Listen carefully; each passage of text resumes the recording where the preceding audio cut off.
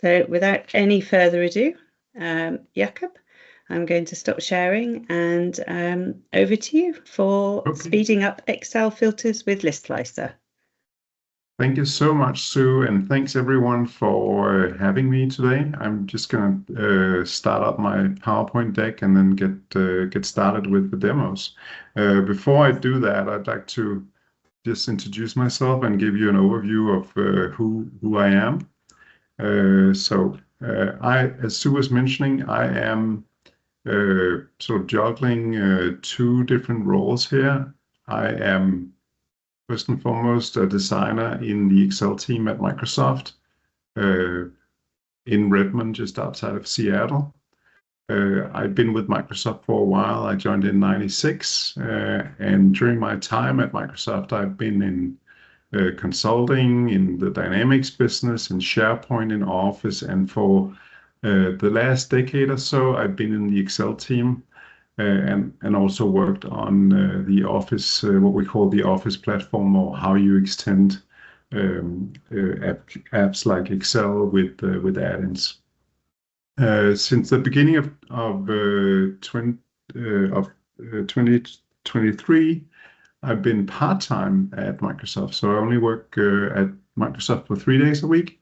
And the remaining 2 days a week, I sort of try to experiment with what else I can do in my work life. And one of the experiments is starting a business to help people with spreadsheets. I want to help people become more productive and also achieve better results with spreadsheets and of course, Excel. And I do that in two ways. One way is focusing on developing Excel add-ins, and that's what we're going to talk about today. But I also do consulting engagements in that role.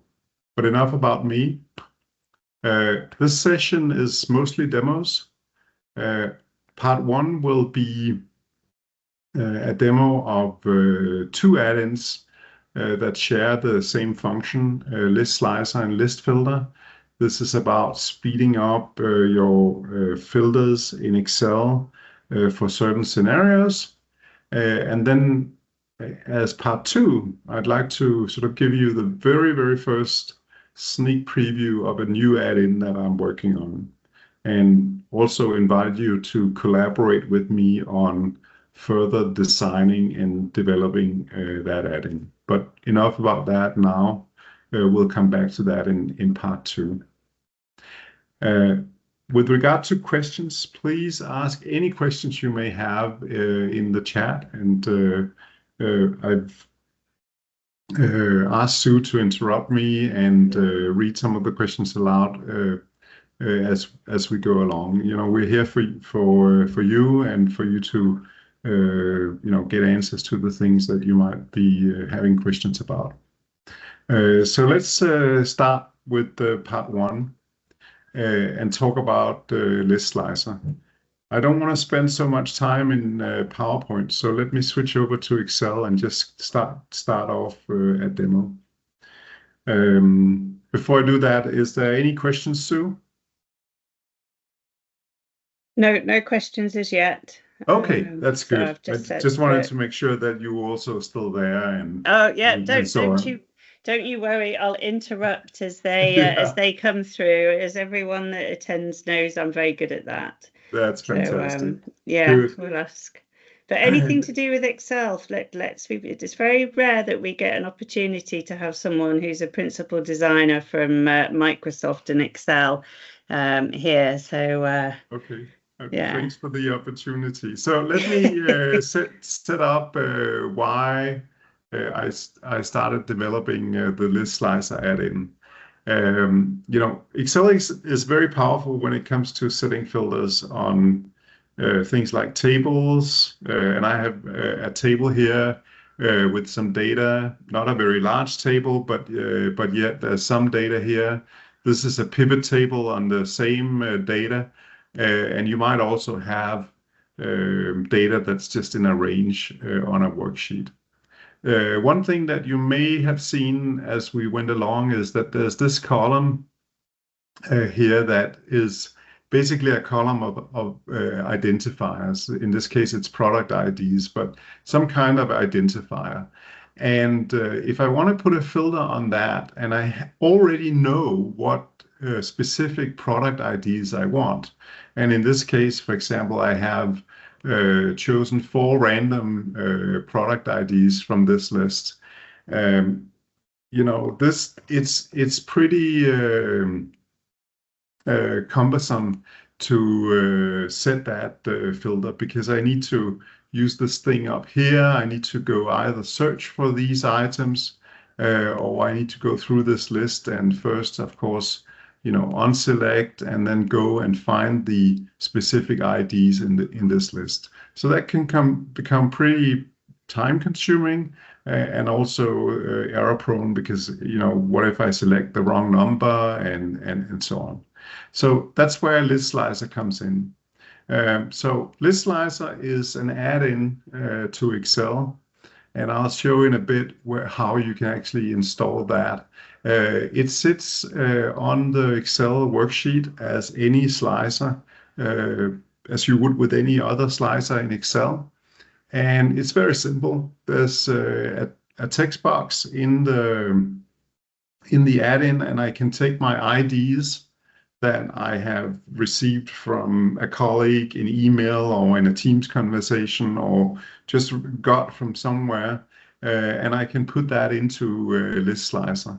And then I can hit apply, and it applies that filter. So immediately by using this, I've really saved a lot of time, and I've eliminated the chance of making mistakes and getting the wrong ones when I set that filter. In this case, it's the filter is set on a table, but I can also use List Slicer to go and use that on a pivot table, set the same filter, as well as going, and if I just have a range with autofilter, I can set the same kind of filter on that. So that's in really briefly what List Slicer does. I want to show you how to actually install List Slicer. If I have, let's say, this table, and I want to set up a new List Slicer. Excel and the other Office apps have this thing in the Home tab called Add-ins. And it contains certified add-ins, or add-ins that have been certified by Microsoft. So in this case, I can enter List Slicer, and if I can actually spell, and I already have it, but you can see here that there's some more search results, and I can go and see more information about it if I want, and then I can choose to add List Slicer into my workbook. And it opens up in a small shape that I can choose to place wherever I want to do that in my workbook. And it will then ask me, what is it that I want to filter on? I can do that by just selecting the table, and then which of the columns I want to put the filter on. And I can choose to, for example, say product, and now I will have a box that's set up to filter on product. So that's basically how you install it. Office add-ins can be installed in 2 ways. One is the one I just showed you, where you use the add-ins dialog or button on the Home tab of your Office client, or Excel or Word or PowerPoint, and then you search for the add-in. That option may be turned off by your IT administrator. And in that case, you will need to use the other option, which is an option called Integrated Apps, that's available in the Microsoft 365 Admin Center. That is used for doing centralized deployment of add-ins, and you would need an IT administrator or support person to help you install the add-in there. That's an option that works really well if you want to have multiple users or groups of users in an organization use an add-in. I don't know if there's any questions, but one of the things I'd like to encourage you to do right now, if you sit next to Excel, is actually try this on your own version of Excel by like opening Excel, opening a blank workbook, try to go to the add-ins tab in the home tab, and then search for list slicer. That will install the add-in. It will come and ask you some questions because you need to consent to use the add-in. One thing that would be interesting to know, and maybe you can say that in chat, is, or for me to know, is whether you have access to this particular add-in dialog, or whether it's turned off for you in your organization. I don't have the add-ins in mine. I just have DAX Studio in mine. There's probably yeah.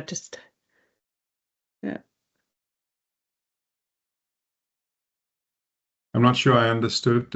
What did you say, Sue? So when I click on add-ins, all I can see is DAX Studio on mine. Okay, yeah. But there's no like store button there? No. Okay. And you're opening that from Excel? Yeah. Okay. What about other people?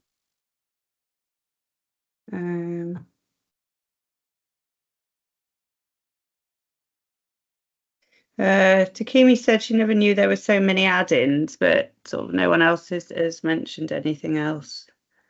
Yeah, there's a lot of add-ins. Give them a try.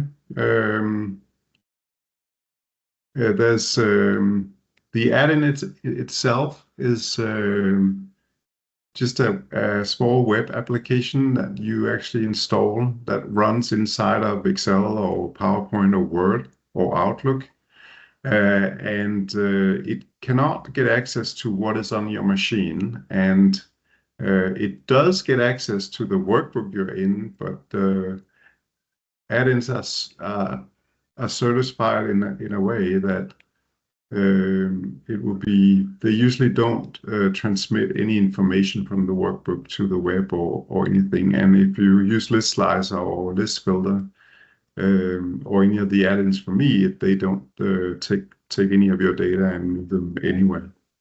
Takimi said, is it chargeable to use add-ins? And Cyprian says it's disabled on his end to be able to add in add-ins. Yeah, that, as I mentioned, that might well be that you cannot install the add-in. You need to have your IT administrator install it centrally for you using what is called integrated apps. Okay, let me continue here, because I want to show you some features that you might find useful when if you try out List Slicer. Because one of the things what we did was we had a list of IDs. Yes, Sue? I've just seen it. Yep, I've got it. Yeah. Okay, great. That's fantastic.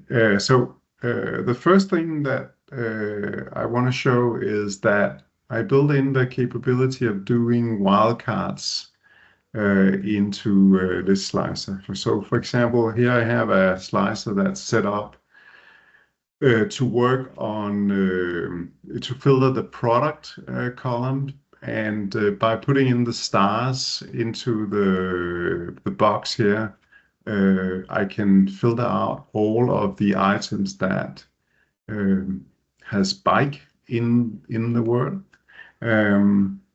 But I can also do things like negate or invert the filter and say, yeah, I want bikes, but I don't want the ones that starts with mountain. So, which gets to a little bit more of an advanced filter to put in. But again, very easily you can edit the filter here.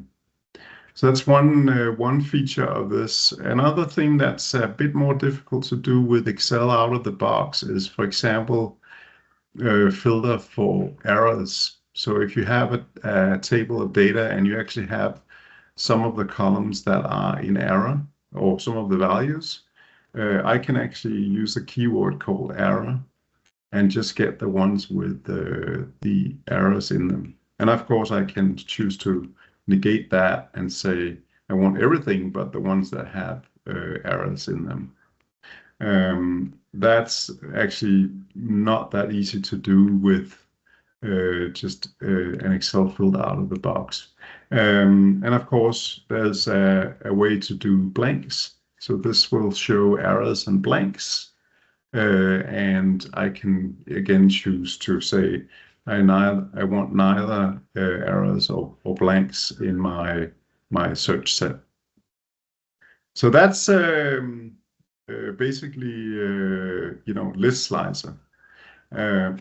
So what language did you code it in? So we can obviously see the front end. It's fascinating to understand how you build that into the back end of as I mentioned, it is the add-in itself is a web app.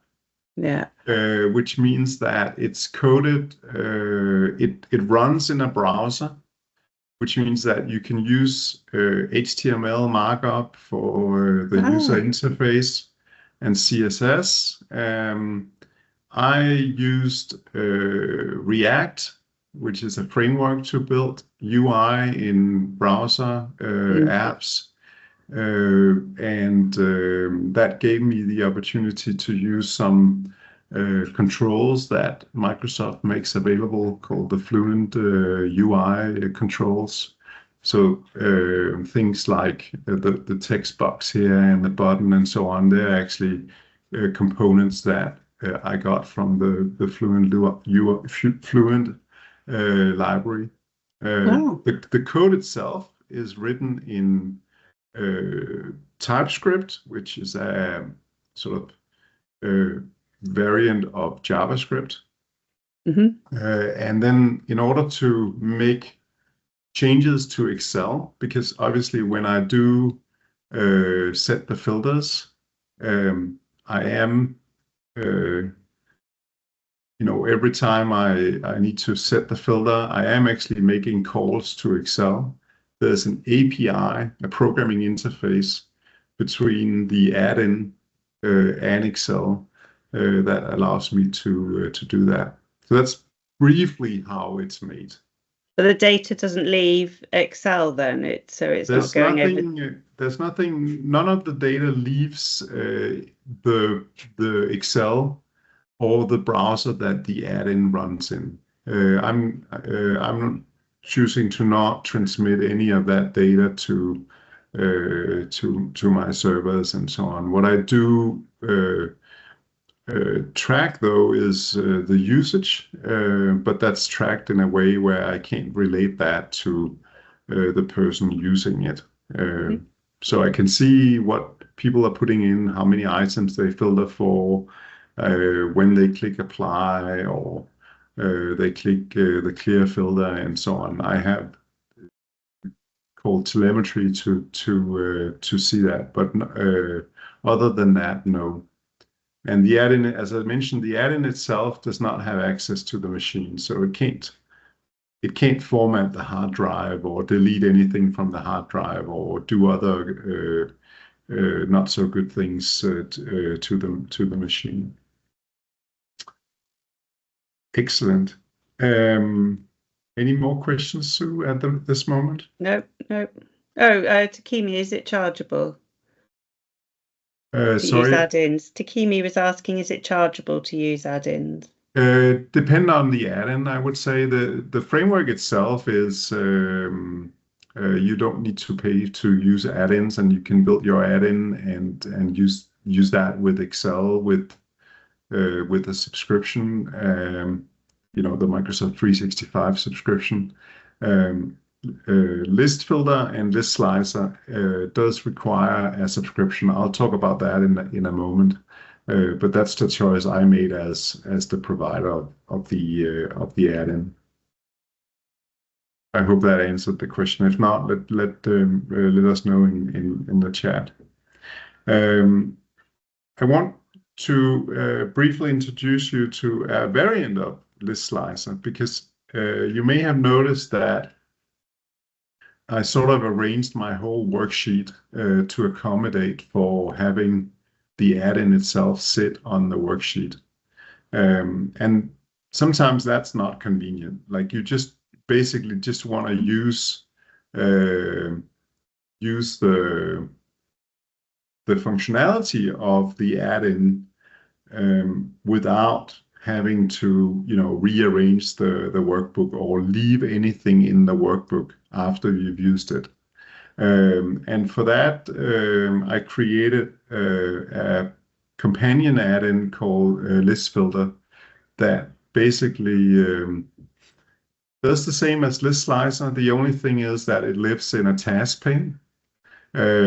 So I can go open up this task pane called List Filter, and then I can do exactly the same, choose what I want to filter on, and again, choose the product ID and then enter the filter there.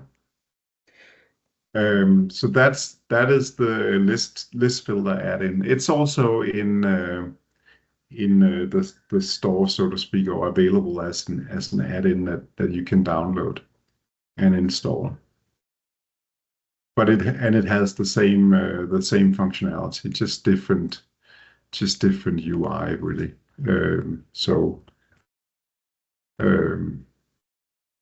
Let me see, CL. What do I get with that? For example, yeah, setting the filters. Okay. Mm-hmm. So regarding the sort of subscription to List Slicer. So List Slicer is not a free add-in, and it requires a subscription. And the first 30 days of use, once you have signed in to one of the add-ins, is free. And after that, it's the price of a cup of coffee per month per user, or $40 per year per user. I hope that there's enough value in, if you have this scenario where you need to set filters using a list of IDs, I think it will quickly save you the time that makes this valuable enough. The first month, once you start subscribing, the first month we're not charging for that. And one subscription covers both List Slicer and List Filter, so you don't need to pay for both if you want to use both. It's just one subscription. The way it is, the payment is handled is you can either use your credit card in what is called AppSource, and so that's between you and Microsoft, or you can add it to your Azure subscription, and it will get billed with, if you have an Azure subscription, it will get billed with that subscription every month from Microsoft. So you don't need to deal with me directly for the add-in. So what was your inspiration in doing this? Because part of me thinks it should be sort of part of what Excel offers within this, because I know within Power BI we can filter by certain things. Yeah, but it's interesting that, like, even with Power BI, this is also available as a third-party add-in to Power BI. So it's not a built-in capability of Power BI. And I think that, like, it could very well be part of Excel. I think that the question there is, how broad is this scenario? And it is likely more sort of it's likely relevant for fewer people than you would build something into native Excel to support. No. And that's why it's a good opportunity for an add-in. My But inspiration for this came through working with a customer where they were, or every day they are building lists of the product IDs by scanning barcodes. So they can have a list of 10, 20, 30 different products. And they want to take that from the barcode scanner and basically just enter that in and see that in pivot tables. So that's the inspiration comes from working with customers on this. cool, yeah, because it's yeah, that would make sense to be able to do that then if you're yeah, for that type of data. Yeah.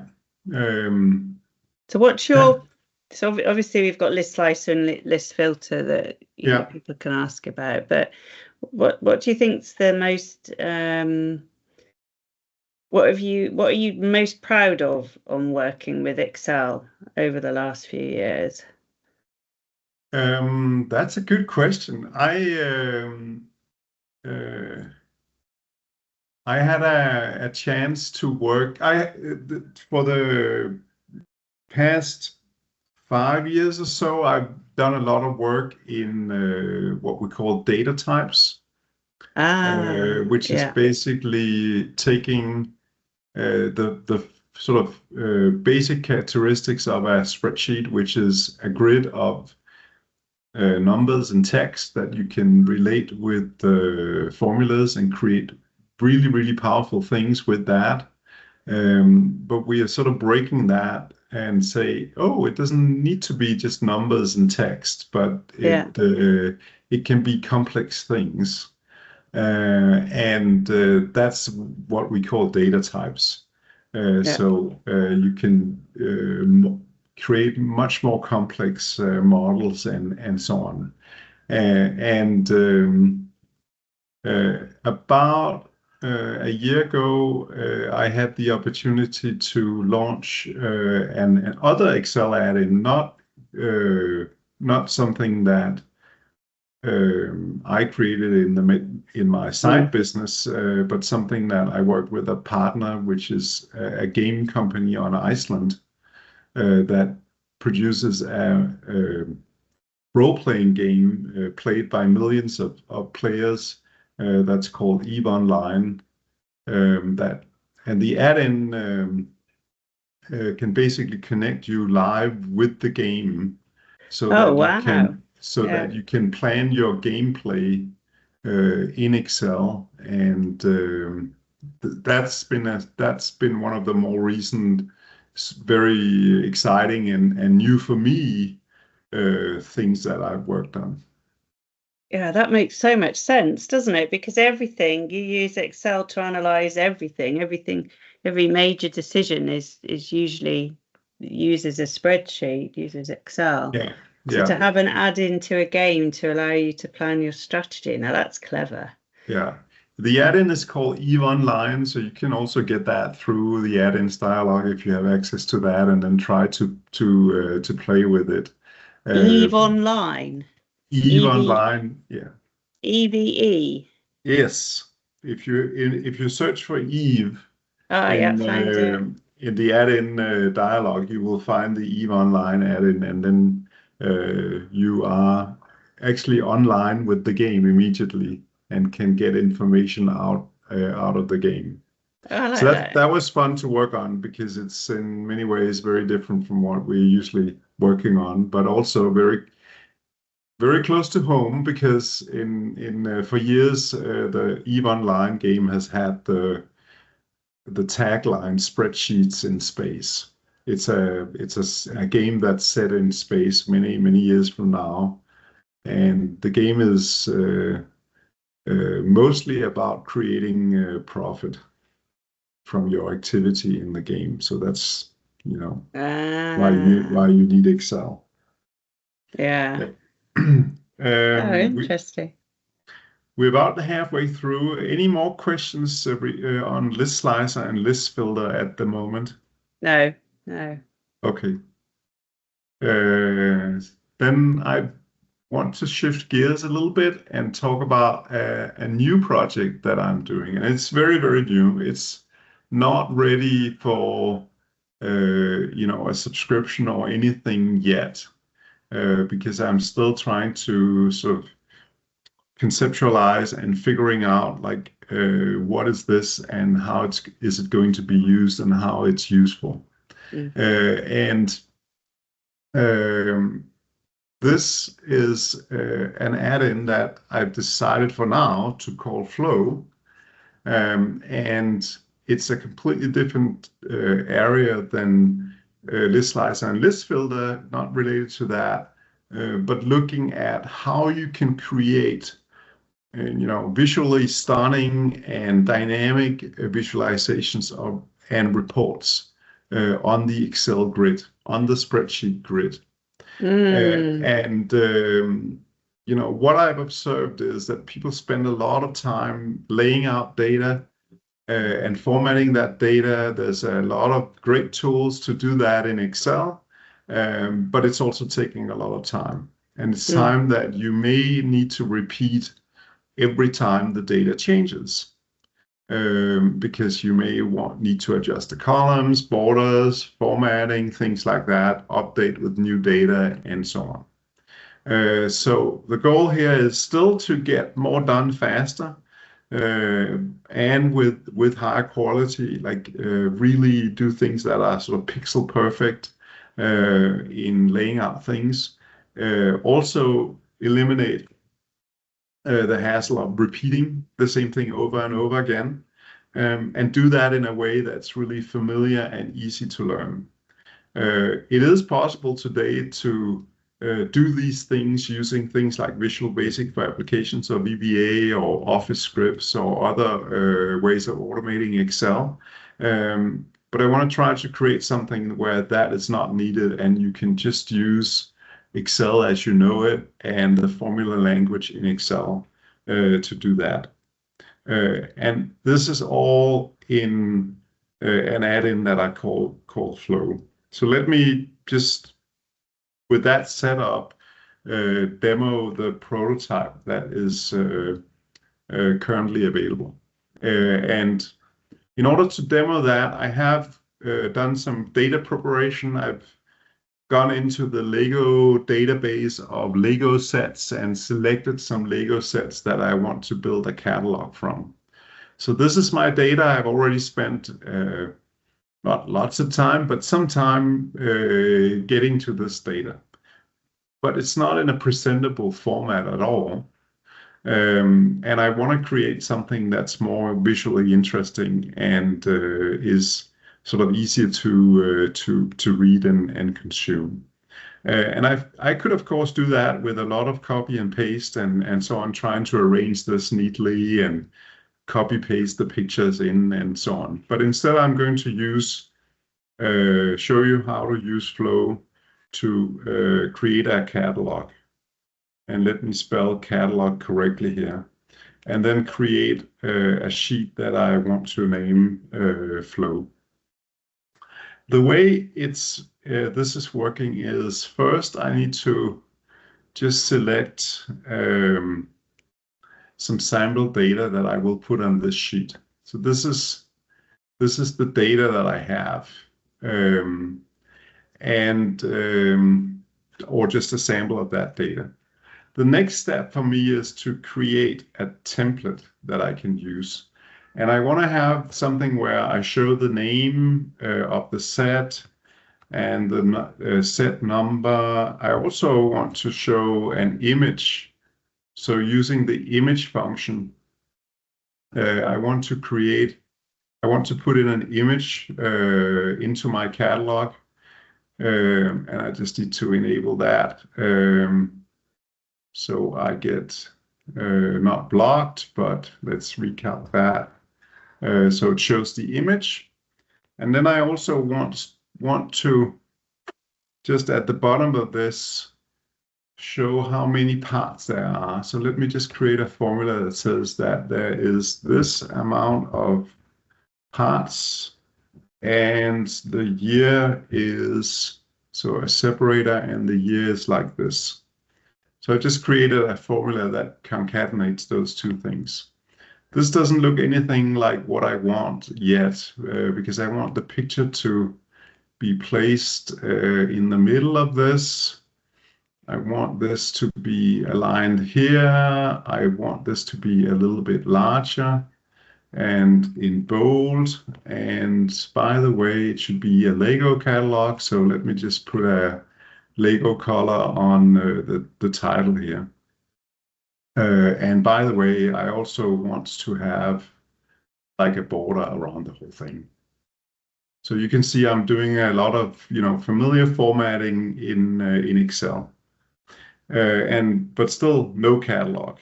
That would require me to copy paste this template across that catalog page. But luckily, I have Flow with me, so I can define a template. So this is my template. And then I can choose a layout, and I have different layouts to choose from, and I'll do one that wraps this in rows. So I choose the template and say I want 6 on every row. And then I have my data, which is called sets.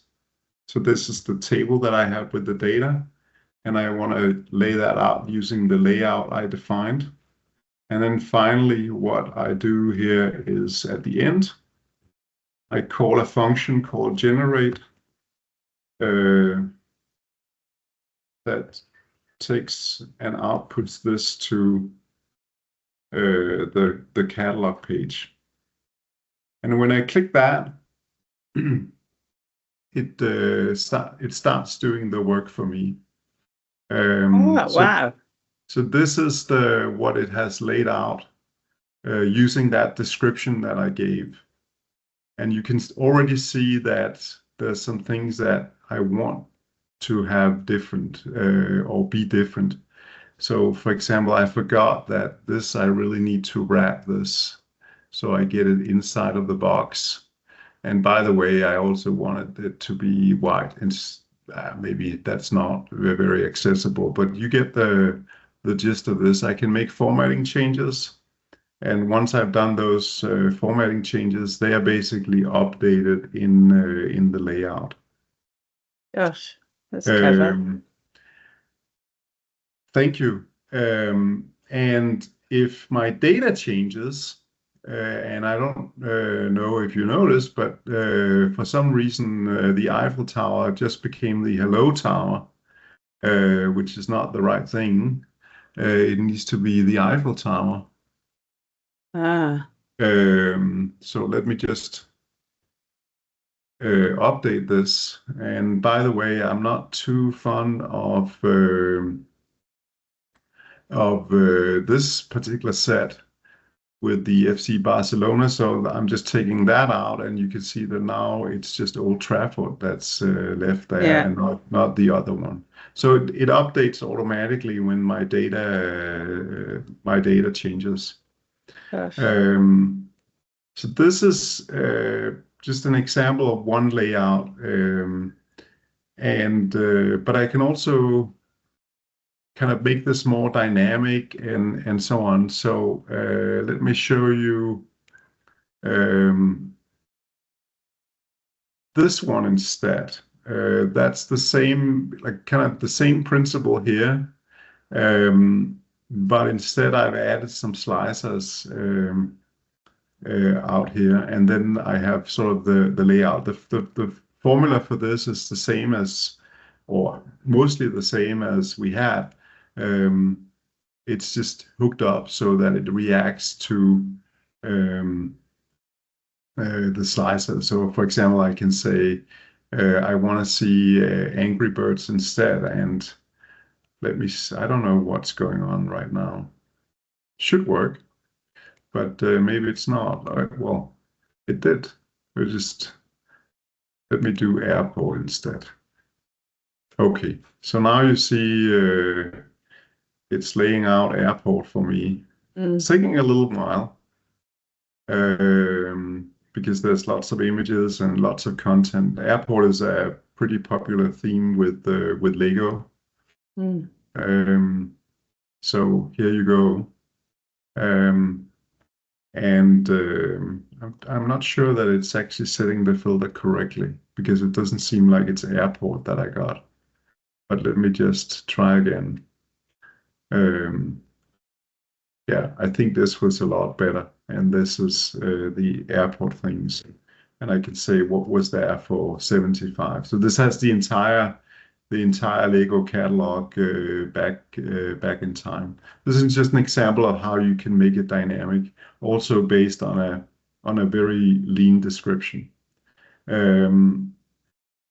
What's also fun to do is let me just switch to police for saying, oh, that's from 75 here, is that you can also do things like embed flows inside of this. So for example, if for each of these I was interested in the part numbers or the set numbers for similar sets from the same year, I can actually model that into my flow here and say, instead of this template, I just want to expand out the template so it has the embedded flow in it. As it's processing this, which will then take a little bit longer to process, you can see that it not only puts the cards in that are the card with the image, but it also gives me, I think it's 5 other set numbers from the same year. Again, this is a prototype that's far from optimized. So that's why it's likely just working very, very hard on figuring this out. But here you go. Yeah, so just we're just saying it depends with categorizing, making sure that your data is categorized correctly so that when you filter. Absolutely. Yeah, absolutely. Yeah. And one of Takimi said you can't do this in Power BI, and I said you probably can, but maybe using Deneb, and she's come back and said Deneb. It's a custom visualization tool. But yeah, it's interesting. This is really a custom visualization. It happened to use like Excel as the sort of base plate for this, to use the Lego language. But as you can see here, these are the sets. These are 4 sets from 2008 in the airport theme. So these are different sets there. And the way that's all been computed is through this formula here. So this is just an Excel formula that says, look up all of the sets by that theme and year and exclude the number that I have in the tile, and then just take the first 4 of them. I always love it the way programmers say, all you have to do is just do this and click on this and then add this in and then take this and take that. And that's all you have to do. It's just doing that. Yeah. But I know I'm using some named functions here, or lambdas and so on. But it is really just Excel formula language that's being used to do that. What else? Lambdas really open up your ability to program within Excel, don't they? They do, and in this particular case, I can sort of abstract functionality and say, instead of dealing with a longer formula that does a filter in this particular place, I can just reference that function right there. And of course, if I want to go see what it actually does. Now Excel Labs. I haven't used Excel Labs, but my friends keep telling me that it's absolutely brilliant. Yeah, it is, and especially when it comes to editing the lambdas. So in this case, my lambda is set by theme and year, and you would be surprised how simple it is. But yet, I don't need to repeat all of this everywhere I want to use that specific function. It's just basically just a custom function that I have. So do you use Excel Labs to write the functions for Yeah, Yeah. I did. Yeah. Yeah. Have you worked on Excel labs, or is it something? Is it I something you didn't. use at work, or is it? I did a little bit of work or helped the team with some reviews of the user interface at some point, but it's I can't claim um, having sort of worked on the full project with the team. But it's pretty cool. Excel Labs, another useful add-in So for Excel Labs Excel. isn't VBA. That's one of the questions. It's not VBA. Is it using Office scripts or? No, it Excel Labs is an add-in that basically helps you write more complex formulas and lambdas in Excel. It's not connected to VBA or to Office script or anything. It's basically just a more advanced formula editor. I don't think I offend anyone by characterizing it as that, but you can see that, I can. It's just a different way of entering the formulas in Excel, and I can do interesting things like, for example, uh, indentation and line breaks and so on. So when you click Um, on grid, does it take, what does grid do? It takes you to the at the Grid top. does basically just inspects whatever I have in a particular cell. Ah, So I can go and say, tell me what the formula is for this. So that cell has that formula, and if I click on another one, it'll go and do that. And then I can make changes and say I want to have 4 on each row, and then it makes that change to Excel, and you could see that now once it regenerates this, it will be 4 on each of the rows. It's doing some stuff now, so it's basically it'll take some time yeah. before it So gets there. the grid is showing you it's basically a better editor for your code within Excel. Depending on what you want to do, yes. As I said, if it's complex formulas that you have, like, and you benefit from the indentation to create like a good overview, yeah. So I recommend using that as well. I want to just show you one other example and then go back to the slide deck. We've got about 2 minutes. Yeah. And I need to just open that because this was a Legos and lots of images, but it doesn't need to be with lots of images. But let me show you this.